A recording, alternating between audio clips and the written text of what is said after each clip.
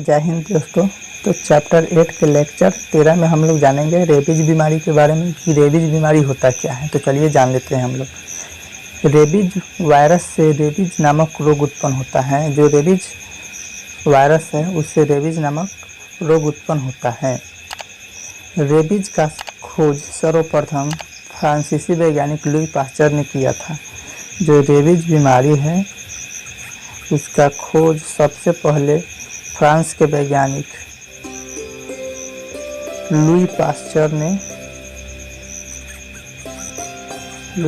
ने सबसे पहले खोजा था। यहाँ ऑब्जेक्टिव बना कि रेबीज का खोज किसने किया, लुई पास्चर, और कहाँ का रहने वाला था, तो फ्रांस का रहने वाला था। चलिए आगे हम लोग देखते हैं। रेबीज वायरस कुत्ता, चमगादड़, बंदर, लोमड़ी इत्यादि जंतुओं में पाया जाता है। जो रेबीज वायरस होता है वह कुत्ता, चमगादड़, बंदर, लोमड़ी इत्यादि जंतुओं में पाया जाता है। जब कोई रेबीज जंतु किसी मनुष्य को काटता है तब उस जंतु के लार के माध्यम से रेबीज वायरस उस मनुष्य के कटे हुए अंग में प्रवेश कर जाता है। इस प्रकार रेबीज संक्रमण शुरू हो जाता है। जब कोई कुत्ता या चमगादड़ या बंदर या लोमड़ी काटता है किसी मनुष्य को, तो उसके लार के माध्यम से जिस अंग को काटता है वह उसके लार के माध्यम से वह अंग संक्रमित हो जाता है और उससे संक्रमित होते हुए उसके अंग तक और भी प्रवेश करने लगता है। अब हम लोग देखेंगे इसका लक्षण कि लक्षण इसका क्या होता है, सिम्टम। तो नंबर 1 पॉइंट है सिर दर्द, गर्दन दर्द, सामान्य बुखार शुरू होता है। जो पहला पॉइंट है कि सिर दर्द होता है, गर्दन दर्द होता है और सामान्य बुखार शुरू होता है। दूसरा पॉइंट है काटे हुए स्थान पर काफ़ी दर्द होता है। जहाँ पर कुत्ता, बंदर, लोमड़ी ये सब काटता है वहाँ पर बहुत सारे दर्द होता है। तीसरा पॉइंट है संक्रमित रोगी को क्रोध एवं चिड़चिड़ापन उत्पन्न होता है। जो संक्रमित रोगी होता है उसे क्रोध और चिड़चिड़ापन होता है। इसका तीसरा पॉइंट हुआ। अब देखेंगे इसका चौथा पॉइंट है संक्रमित रोगी को जल से भय लगता है। यानी जो संक्रमित व्यक्ति होता है उसको पानी से डर लगता है। इस प्रकार के रोगी को हाइड्रोफोबिया कहते हैं। जो इस प्रकार के रोगी होते हैं उससे हम लोग कहते हैं हाइड्रोफोबिया। यह ऑब्जेक्टिव में पूछा जा सकता है कि जब मनुष्य को रेबीज बीमारी हो जाता है और उसको पानी से डर लगता है तो ऐसे रोगी को हम क्या कहते हैं, तो हाइड्रोफोबिया कहते हैं। हाइड्रोफोबिया कहते हैं। अब हम लोग जानेंगे इसका प्रिवेंशन यानी रोकथाम। तो इसका नंबर 1 पॉइंट है रेबीज जंतु के काटने पर उस स्थान को तुरंत धो देना चाहिए। जो रेबीज जंतु काटता है जैसे कुत्ता, बंदर, लोमड़ी ये सब काटता है तो उस स्थान को जल्द से जल्द धो देना चाहिए एवं उससे एंटी रेबीज सीरम देना चाहिए। जहाँ रेबीज जंतु काटे उससे जल्द से जल्द धो देना चाहिए और उसे एंटी रेबीज सीरम देना चाहिए। दूसरा पॉइंट है HDCV।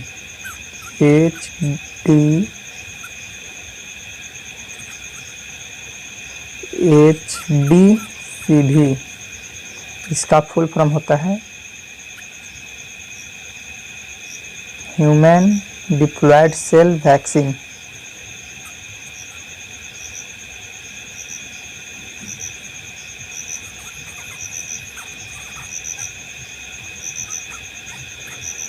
HDCV का फुल फॉर्म होता है ह्यूमन डिप्लॉयड सेल वैक्सीन तथा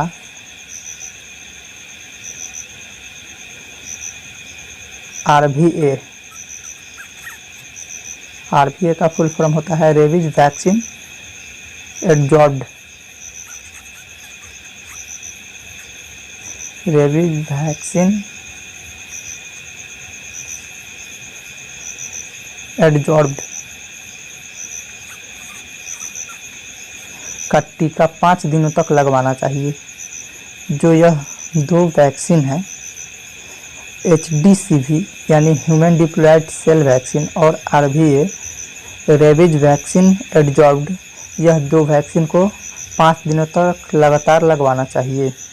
ठीक है, आगे जो तीसरा इसका पॉइंट है, तीसरा पॉइंट है एंटी रेबीज सीरम वैक्सीन काटे हुए स्थान पर देना चाहिए। जहाँ काटे वहाँ एंटी रेबीज सीरम वैक्सीन काटे हुए स्थान पर देना चाहिए। एंटी रेबीज सीरम वहाँ पर देना चाहिए सीरम वैक्सीन।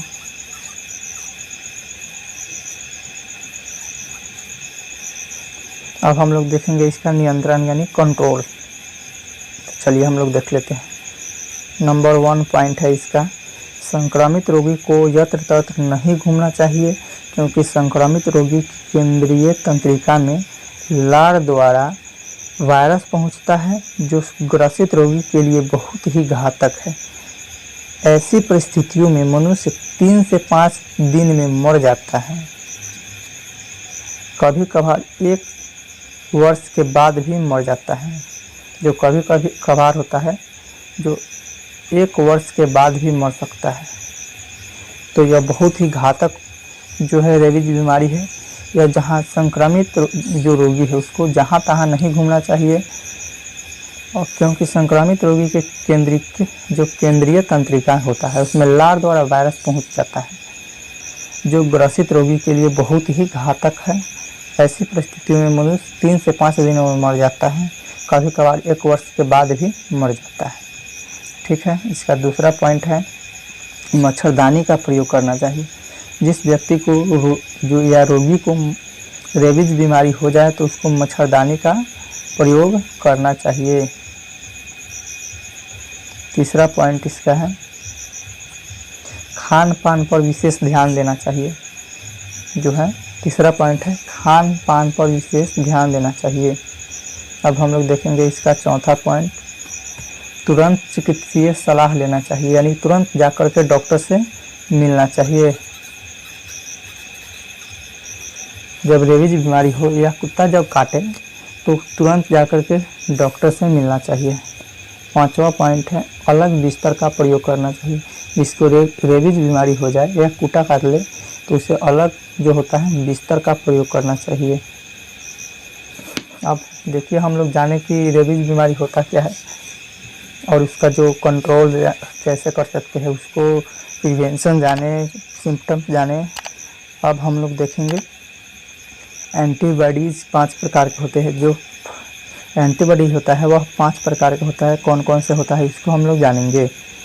तो हम लोग का जो फर्स्ट नंबर है वह है इम्यूनोग्लोबुलिन जी, जिसको हम शॉर्ट में IgG कहते हैं।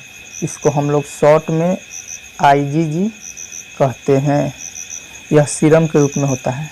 ठीक है, दूसरा है हमारा इम्यूनोग्लोबुलिन M, इसको शॉर्ट में IgM के रूप में लिखते हैं और यह ब्लड के रूप में होता है, ब्लड में होता है। ठीक है, और तीसरा है हम लोग का जो होता है तीसरा इम्यूनोग्लोबुलिन A, इसको हम लोग शॉर्ट में लिखते हैं IgA, यह लाल पसीना आंसू में होता है।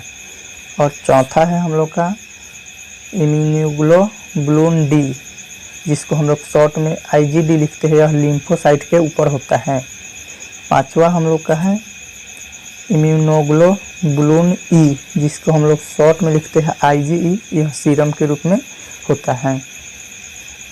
तो दोस्तों अब हम लोग जानेंगे एंटीबॉडीज़ का निर्माण। तो एंटीबॉडीज़ का निर्माण कैसे होता है इसको हम लोग जानते हैं।